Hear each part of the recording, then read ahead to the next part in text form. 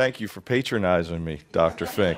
You're very kind. And I should forewarn you guys, I am not authorized to make any announcements about any new hires in any other sports. So if I disappoint you today,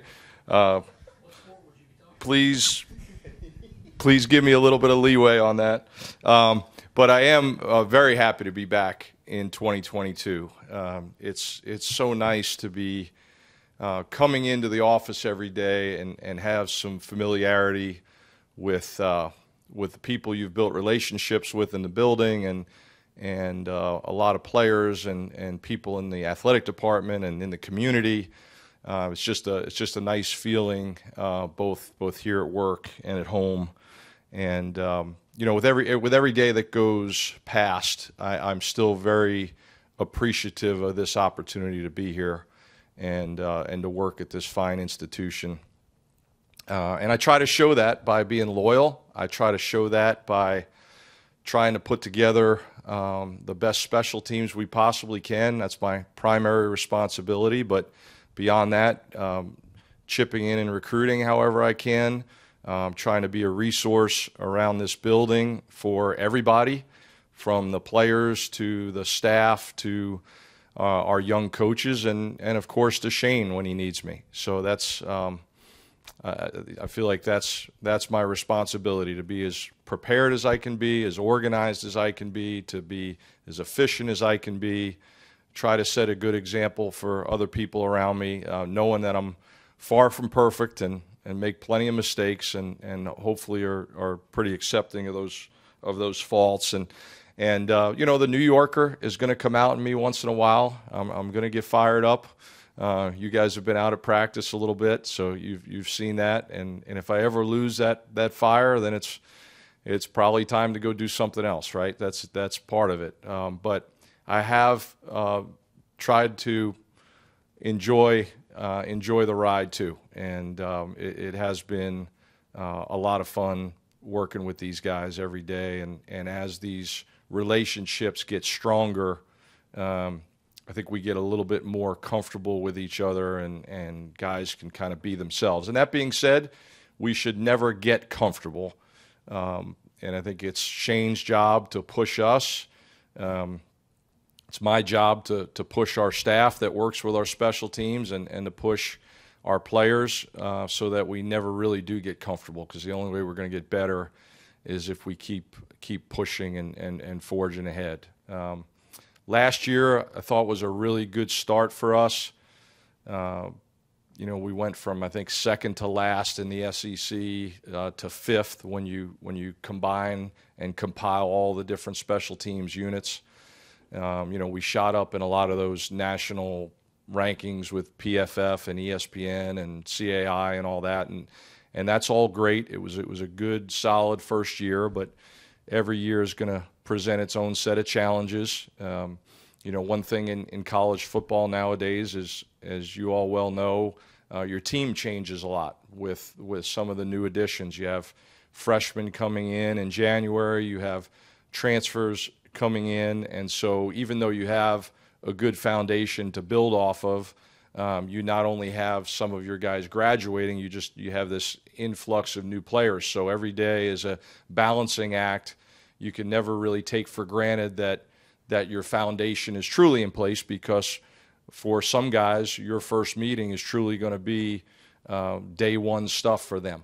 And so you have to find that fine line every day of building for the guys that have been around, but also keeping it simple so that the guys that are new can grow and develop, and you can actually see what they can do, and they're not in a quagmire because they're thinking too much. So we're going through that process, trying to you know, you dance with the girl you brought to the prom. So you know, I come to work in khakis every day, and so that's our foundation. We're always going to wear khakis to work. But you know, I went to the Morgan Wallen concert a couple weeks ago, and I pulled out a pair of jeans that I haven't worn in years. I probably wear jeans once a decade.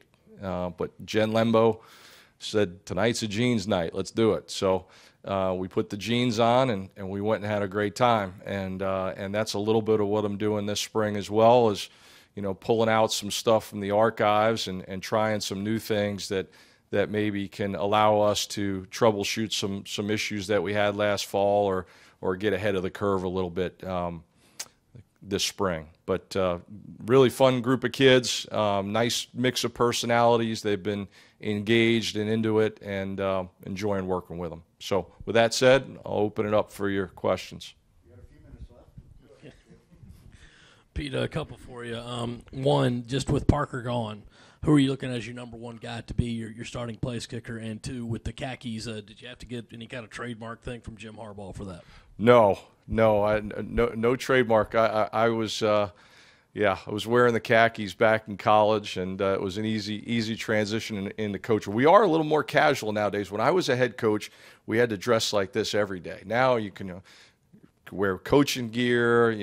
I usually just wear a polo shirt. So, as we get a little bit older, we tone things down a little bit. These are good lessons for me if I ever get a chance to be a head coach again, to take it a little bit easier on the staff in terms of the dress code. Back to your kicking question, Mitch Jeter, who's got a very strong leg and is off to a good start this spring, is obviously a big part of that competition. Alex Herrera is a great guy who's worked extremely hard and very versatile, utility type player for us. He'd be like, Fred Stanley playing for the Yankees back in the 70s. Nobody knows Fred Stanley, but he could play shortstop, he could play second base, you could throw him in the outfield, he could be your designated hitter. So Alex is kind of that guy for us. He's competing at kicker, he's competing at punter. He can hold. He's a great guy. He's well liked by his teammates. And Jack Luckhurst has joined us as a preferred walk-on. Great guy with a strong kicking background. He's going through some rehab right now for an injury, so we won't get a chance to see what Jack can do until probably this summer. And then I anticipate that we'll have another preferred walk-on coming in to join us for August. Pete, how do you, I'm curious for you, how do you juggle with your guys between, obviously your tremendous humor and then also when it's time to be serious, let's all kind of sink into that and let's get serious. Yeah, they know when I'm serious. There's no question about that. But I think if you're always too serious or you're always at a really high volume, human nature is to kind of tune some of that out. So I like to keep it interesting. I like to keep them on the edge of their seats. They never know when they might get called out in a meeting. And when I say called out, called upon to talk to the room. And there's 70 or 80 guys in there. And they are expected to be able to answer a certain way, talking our language. There's a certain way that we talk in there. The anecdotes and the movie analogies and the names and the nicknames. We can get into some nicknames here if you'd like, because the longer we're around each other, the more nicknames I have for these guys. And some of our new arrivals, they were like softballs lobbed over the plate with nicknames. So we're already having some of that going. I'll tell you real quickly. So Terrell Dawkins, I referred to as Darryl Dawkins today in the meeting, and he had no idea what I was talking about. And he thought that I was saying his name wrong. So then we had to stop and we had to explain who Darryl Dawkins was. So we got a lot of vets back that already have good nicknames, and we got some new additions that are slowly but surely getting them. But I think it's that balance. They're naturally going to be interested and engaged when it comes to their offensive or defensive position. But when it comes to my stuff, for so many of them, this is so new, and it's a new expectation for them. And so every day you have to create that interest and that buy-in. We certainly put our time into it, which I'm grateful for. But it can't be stale, it can't be stagnant, it can't be the same stuff every day. So, we have a variety of ways of kind of making it interesting And a lot of time and a lot of thought goes into my presentation. So it's 20 minutes, but it's kind of like when Churchill would write a speech, he would say it would take him about an hour for every page of that speech. And for me, to put together a 20-minute meeting to make it as efficient and as impactful as I possibly can, it takes 2 to 3 hours to make that happen.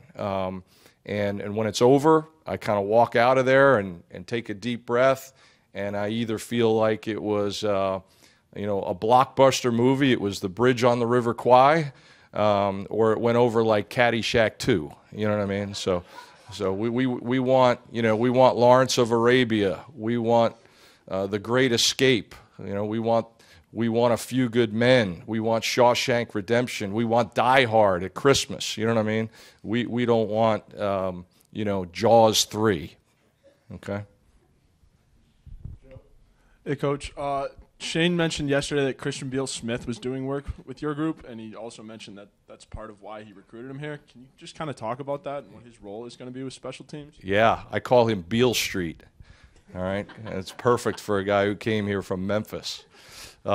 Really like this guy. So he had an opportunity to interview with you guys a few weeks ago, and apparently he said, I'm going to thoughtfully decline. And I grabbed him the next day and I said, what's going on? I was kind of looking forward to hearing what you had to say. And the history with Christian is that I'm very close with his high school coach. I'm very close with several of the coaches at Wake Forest. Some former assistants of mine are on that staff, and the receiver coach was a real mentor to me. In my young years in the profession, I ended up taking over for him my first head coaching job at Lehigh. So he's been a big part of my life for a long time. And so we had this connection with Christian, and I was involved with his recruitment coming here. So we've had this relationship. And so after we talked about his declining the interview, he said to me, Coach, I haven't done anything here yet. And I thought to myself, wow, like that's the guy we wanted right there, right? Like, come in humble. He started 22 games at Wake Forest. He's rushed for 2,500 yards. He's made a bunch of plays on special teams. And in his mind, he's done nothing because he's in a new place and he's got to earn that respect, and do it all over again. And that's very refreshing. And it's been great to see. And so he has just been a very hardworking, thoughtful, coachable guy, and in that running back room, which is still pretty youthful in my opinion, I think that's exactly the kind of guy we need in there, who's just going to show up with his lunch pail every day and go to work and try to be the best he can be. And so yes, he's going to be an asset for us on special teams, and I hope that he's one of those core guys that we can count on. We talk about being a low rep guy, a guy that can quickly learn and then apply what we're teaching, and do it successfully in a full speed tempo. And I hope that he's going to be one of those guys.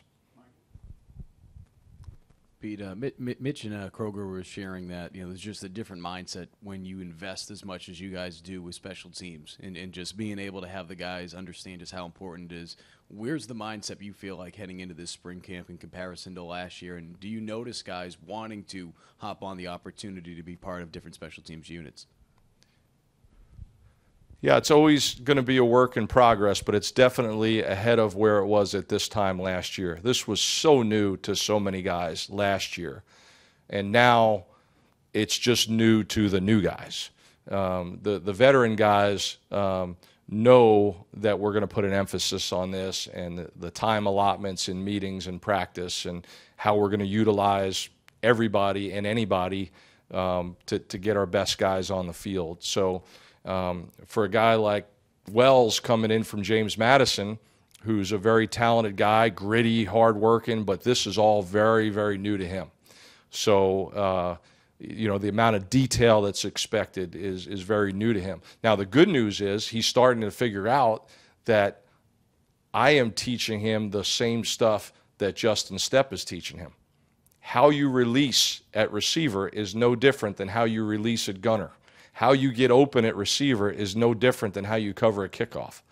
So playing gunner is like running a post route, right? So once you start to think about all those things, it's not that complicated. And every rep that you're getting with me is another rep of what you'd be getting at receiver and vice versa. So when the guys start to figure that out, things start to move along a lot faster. With the long snapping or short snapping on field goals, it seemed like it could have been a bit adventurous at times, if not for some of the holds, placements. Can you share where things are at with that spot and with punts and I guess a less serious question, can you share some of your nicknames, and are they like Chris Berman like nicknames for your guys? Okay, yeah, I burned a few of them in here already, but we'll see if we'll touch on a couple more. Matt Bailey was our short snapper for all of last season, and yes, sir, there were a few times when technique-wise there were some high snaps, and Kai Kroger did a fabulous job of getting those balls down so that we could successfully convert those field goals. And Matt's a very good snapper, both short snaps and long snaps. And he knows he's got some things he needs to continue to work on, which we're addressing on a daily basis. Hunter Rogers, who's a very good athlete, ended up being our long snapper on punts the latter part of last season. And that was because we constantly compete. We grade and chart everything every day. And Hunter got to a point right around the Florida game where he had surpassed Matt, in everything that we chart, his times, his accuracy, and so on and so forth. So we made a move, and Hunter ended up starting and did a very nice job. He's a very good athlete, runs very fast. He's almost got not quite receiver speed, but certainly good speed for a specialist, and he was an asset in coverage. And Hunter's starting to come along as a short snapper too, so he's starting to get some reps in practice there. And then Cole Rasmussen is a very solid snapper who gives us some extra depth there, and a great guy that's well liked by the group. When you talk about holder, of course, Kai, I think, is among the best in the country. And I had a kid at Memphis win the Mortel Award a few years ago, and I certainly think Kai is in that same elite status as a holder, and takes great pride in it. Mentioned Alex Herrera. Alex is a very good holder himself. William Joyce, who's another one of our punters. So we are always training more than just Kai, so that if something unforeseen should happen, that we're not in a bind at holder.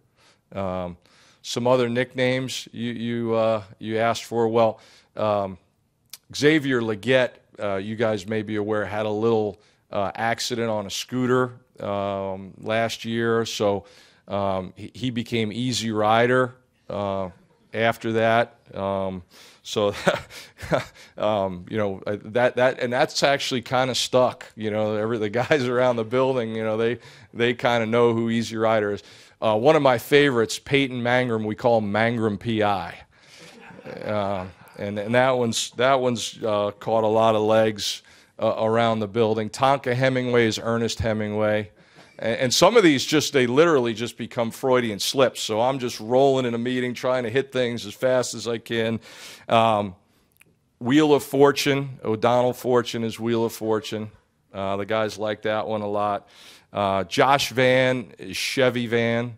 The guys have no idea the relevance of that one. Most of you probably don't either. Some of the new ones. Oh, we have General Westmoreland now, who just joined us in January. I mentioned Darryl Dawkins already. Who am I? Oh, you're going to like this. So we talked about Beale Street, and then Twitty, who's doing a nice job with a lot of special teams stuff too. He's Conway Twitty. All right, so these are terms of affection. These are terms of endearment. If you get a nickname, it's usually for good reason. Or you could be a work in progress kind of guy and get a nickname. So like Rashad Amos is a work in progress guy. He's stock is starting to rise a little bit. So I'm referring to him now as Famous Amos, and so if you're doing good things and you're showing up on film in a good way, you might get a nickname out of it. In terms of naming or having an idea of a starting competition, is that something that you'd like to have at the end of spring so guys spend all summer getting reps together and timing down, or is that something that's still going to be kind of TBD as Jack kind of gets back from his injury? Yeah, that's a really good question. So in the spring, really the only things that we're doing schematically are field goal and punt.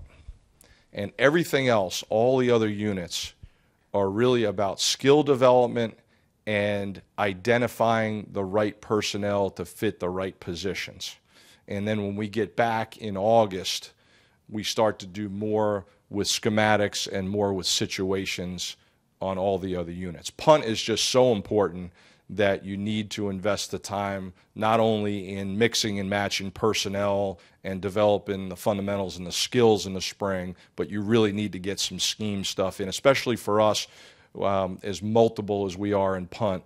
We really need to start exposing the guys to that in the springtime. PAT field goal, we will work situations in the spring as well on both sides of the ball. But the other stuff can wait until camp. So it's really put these guys in as many competitive situations as we can, find out who can do what.